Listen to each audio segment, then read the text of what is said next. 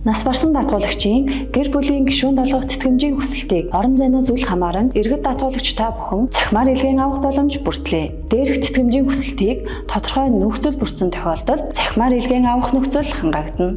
Тодорхойлбол нас барсан даатгуулагчийн нас барсан тухай бүртгэл улсын бүртгэлийн мэдээллийн санд бүртгэлтэй байх бөгөөд төрийн мэдээлэл солилцооны хурц системээр дамжуулан дуудах боломжтой байх. Даатгуулагчийн нийгмийн даатгалын шимтгэл, тэтгэмж авах эрх бүрэн хангагдсан байх. Хүсэл гаргагч нь тухайн даатгуулагчийн хууль ёсны гэр бүлийн гишүүн байх бөгөөд төрсэн ах эсвэл эгч, үр хүүхэд, эхнэр нөхөр болон эцэг эх болгон улсын бүртгэлийн мэдээллийн сангаар баталгаажсан байх. Тэтгэмж олгоход шаардлагатай бусад мэдээлэл үнэн зөв бүрэн байх шаардлагатай.